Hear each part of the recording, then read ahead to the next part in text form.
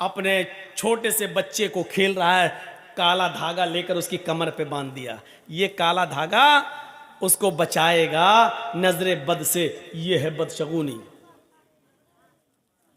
ये माएं जो अपने छोटे छोटे बच्चों को जो नहला धुलाने के बाद एक काले रंग का काजल का टीका लेती हैं और अपने बच्चे के सर पे या गाल पे कहीं लगा देती हैं, काले रंग का ये इससे क्या होगा? नजर नहीं लगेगी। ये है बदशगुनी।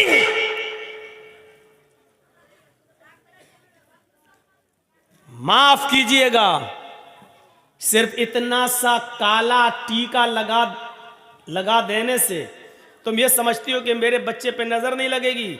अरे इतना सा काला टीका क्या, पूरा चेहरा भी अगर तू काला कर देगी तब भी ये काला रंग उसका कुछ नहीं कर सकता है। अपने बच्चे को नजरे बद से बचाना है तो सिर्फ ये दुआ पढ़ो, अल्हम्दुलिल्लाहि रब्बिल आलमीन से वलज़्ज़ालीन आमीन, और उसके बाद में कुल औज़ु बिरब्बिल फलक और कुल औज़ु बिरब्बिन नास ये पढ़कर अपने बच्चों पर दम करो 3 मरतबा सुबह और 3 मरतबा शाम। आपके बच्चे पर नजर नहीं लगेगी। ये काले टीके बंद करो।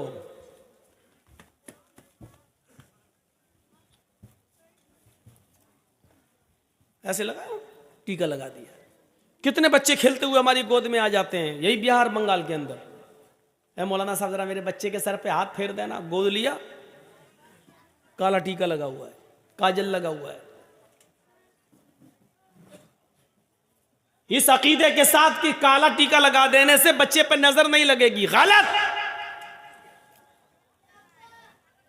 3 बार सूरह फातिहा पढ़ो, 3 बार कुल औज़ु बिरब्बिल फलक पढ़ो, 3 बार कुल औज़ु बिरब्बिन नास पढ़ो और अपने बच्चों पर दम करो। उसका तरीका ये होना चाहिए कि एक बार पहले पढ़िए आप औज़ु बिल्लाहि मिनश शैतानिर रजीम बिस्मिल्लाहिर रहमानिर रहीम अल्हम्दुलिल्लाहि रब्बिल आलमीन अर्रहमानिर रहीम मालिकि यौमिद्दीन इय्याका नअबुदु व इय्याका नस्तईन इहदिनस सिरातल मुस्तकीम सिरातल लज़ीना अनअमता अलैहिम गैरिल मग़दूबि अलैहिम वलद्दाल्लीन। फिर उसके बाद पढ़ो बिस्मिल्लाहिर रहमानिर रहीम कुल अऊज़ु बिरब्बिल फलक मिन शर्रि मा खलक़ व मिन शर्रि गासिकिन इज़ा वक़ब। ये पूरी सूरत पढ़ो। उसके बाद पढ़ो बिस्मिल्लाहिर रहमानिर रहीम कुल अऊज़ु बिरब्बिन नास मलिकिन नास इलाहिन नास मिन शर्रिल वसवासिल खन्नास अल्लज़ी युवस्विसु फ़ी सुदूरिन नास मिनल जिन्नति वन नास। एक बार पढ़ लिया, अब बच्चे पे दम कर दो।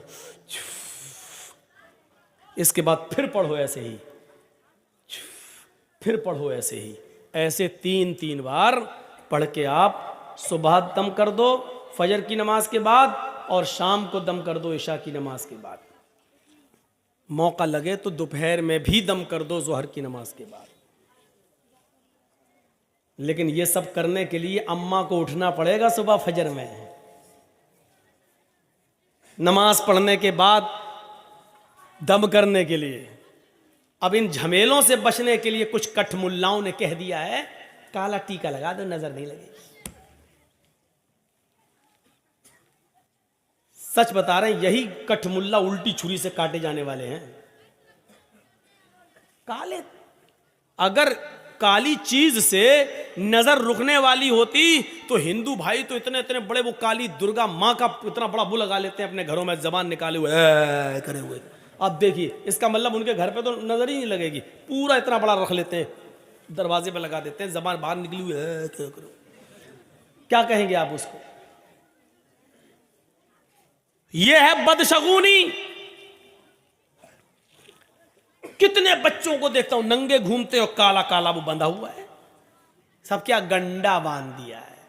फला मौलाना साहब ने पढ़ के दिया। अरे मौलाना साहब तू खुद ही बांध ले अपने कमर पे। न इन गंडों से कुछ होना है, न इस टीके से कुछ होना है। अल्लज़ीना हुम ला यततय्यरून, जो बदशगुनी नहीं लेते होंगे, बगैर हिसाब व किताब के जन्नत में जो जाएंगे 70,000 लोग, वो कौन होंगे? जो बदशगुनी नहीं लेते होंगे। वला यक्तऊन, जो अपने जिस्म को दगवाते नहीं होंगे। दगवाना समझते हैं ना, जानवर को दागा जाता है ताकि उसको पहचान लिया जाए खेत में किसका जानवर है।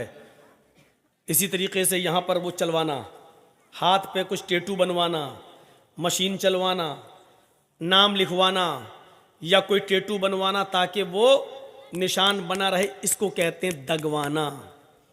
जो साबुन से फिर मिटता नहीं है, उसका निशान बाकी रहता है। जब तक आप ऑपरेशन नहीं कराएंगे जब तक वो मिटेगा नहीं। जितने लोगों ने अपने जिस्म को दगवाया है, पहली फुर्सत में ऑपरेशन करके इसको मिटवा दीजिए। अगर इस हाल में मर गए तो अल्लाह की कसम तुम्हारी बख्शिश नहीं होगी। जिसके जिस्म को दागा गया हो और उसने अपने जिस्म पर दगवाया हो, ऐसा आदमी अगर मर जाए तो इसकी जनाजे की नमाज पढ़ना जायज नहीं है और इसको मुसलमानों के कब्रिस्तान में दफन करना भी जायज नहीं है। लिखे बैठे हैं अपनी अपनी माशूकाओं के नाम, लड़के और लड़कियां लिख बैठी हैं अपने महबूबों के नाम। कभी यहां लिख लिया, कभी यहां दगवा लिया। साहब देख, कुछ लोग तेजाब से भी लिख देते हैं, कुछ लोग छुरी से लिखते हैं काट के। ये सब दगवाने के हुक्म में शामिल है, दगवाने के। शेख सालेह अल उसैमीन का फतवा है कि अगर किसी आदमी का मौत इस हाल में होती है कि उसके जिस्म पर टैटू बंधा हुआ है, दागा हुआ है, तो इस शख्स की न तो नमाज जनाजा पढ़ी जाएगी और न मुसलमानों के कब्रिस्तान में इसको दफन किया जाएगा। करने को तो कुछ भी कर लो। तो बगैर हिसाब और किताब के जो जन्नत में जाएंगे, उनमें जो अपने जिस्म को दगवाते नहीं होंगे। ए मदरसे के बच्चों, तुम लोग बार बार उठ रहे हो, जाओ यहां से चलो। जिसको जाना हो यहां से जाओ जी, बार बार उठकर डिस्टर्ब मत करो यहां पर।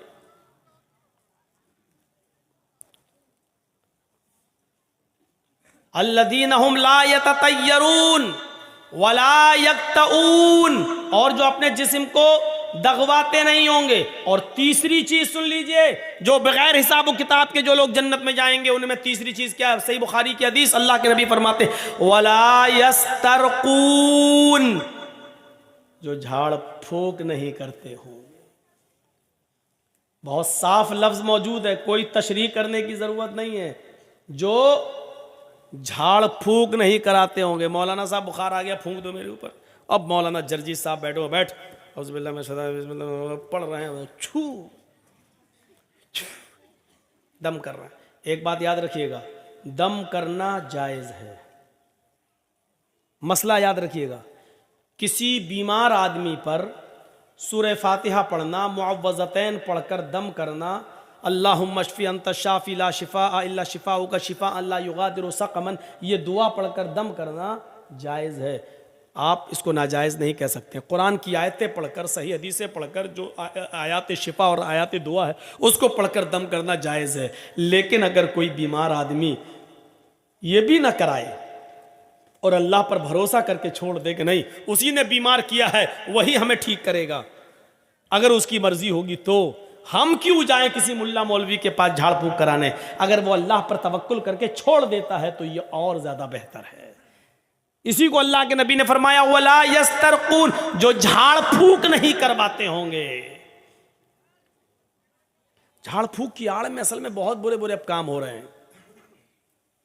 मर्दों के साथ साथ जवान लड़कियां भी मुल्ला मौलवियों के सामने बैठ जाती हैं कि फूंक दो मेरे ऊपर। हम समझते हैं, हमारा बाप समझता है लड़की का कि चलो कुरान ही तो है, अल्लाह का कलाम है, और फूंकने वाला तो मौलाना है। मौलाना तो फरिश्ता होता है बेचारा, वो इंसान कहां होता है, वो तो फरिश्ता होता है। जिस तरीके से पर्दा 10 साल की उम्र की लड़की को, 10 साल से बड़ी लड़की को जिस वक्त 10 साल की हो जाए उसके बाद लड़की को अपना चेहरा भी छिपाना पड़ेगा, अपने हाथ की हथेलियां भी छुपाना पड़ेंगी, उसको पर्दा करना पड़ेगा। और जिन लोगों से पर्दा करना है उनमें मुल्ला मौलवी भी शामिल हैं।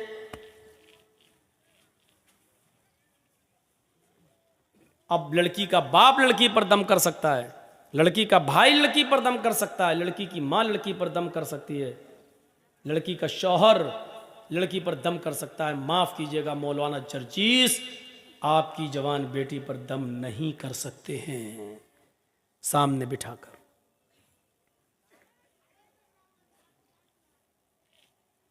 वला यस्तरकून, झाड़ फूक नहीं कराते होंगे। झाड़ फूक